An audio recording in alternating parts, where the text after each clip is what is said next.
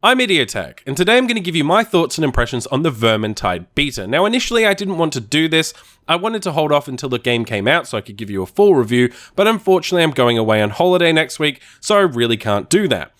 And when you consider the fact that people like Total Biscuit have already covered this game in a huge amount of detail, and I thoroughly recommend you go watch his video, by the way, because it's exceptionally well done, there's not really much point in me going over the core game mechanics, explaining to you in great detail how everything works here.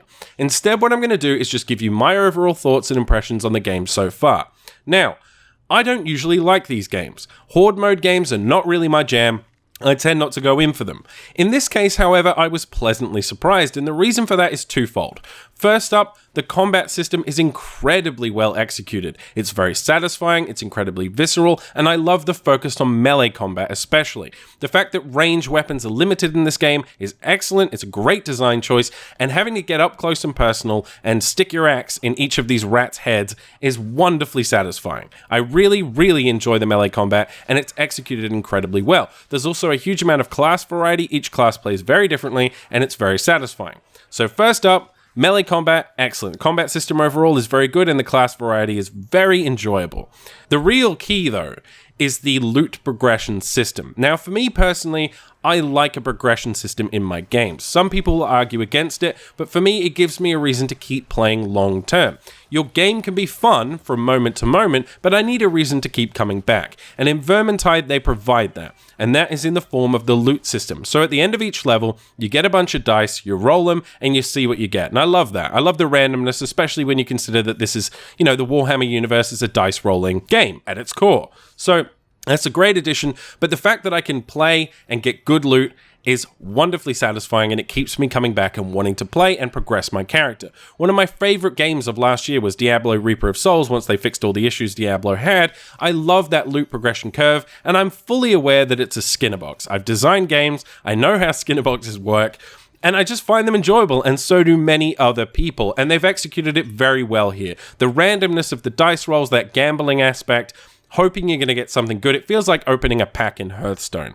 Very enjoyable. Thoroughly appreciate that addition to the genre, and it makes me want to keep coming back and play this game time and time again. So those two additions, those two changes / additions to this genre were welcomed, and I think it's a great evolution of the genre as a whole. Games like Left 4 Dead just really didn't keep me engaged long term, and I'm really happy to see someone try something a little different and come up with something slightly new. My overall impressions of Vermintide on a gameplay front, very positive.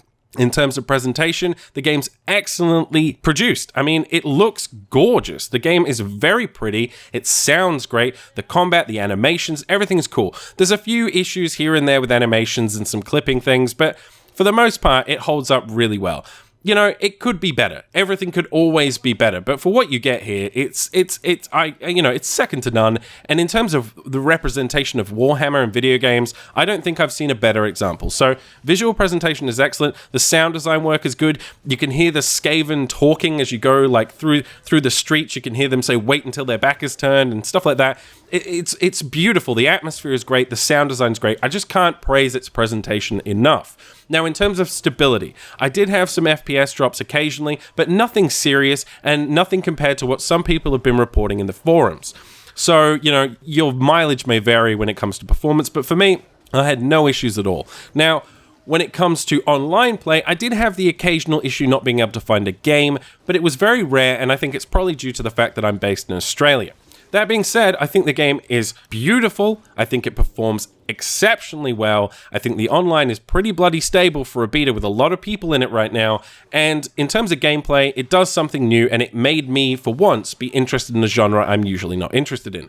So, with all that said, should you buy the game? Now, obviously, I can't give you a full review of the final product, so take this with a huge pinch of salt. But so far, I think you're pretty safe picking this up. In terms of safety, you can never really be safe with an online game on day one, and I would thoroughly recommend that you go into the forums on Steam, check the web, make sure that this game's running well on release. But if you're one of the many people who maybe hasn't pre-ordered this or hasn't bought into it already, and you're looking at it and you're interested, I think it's a pretty safe buy on day one. Just make sure the servers hold up. If you have your own thoughts on the game, please let me know in the comments below. Otherwise, like, favorite, share, and subscribe, and I will see you guys next time.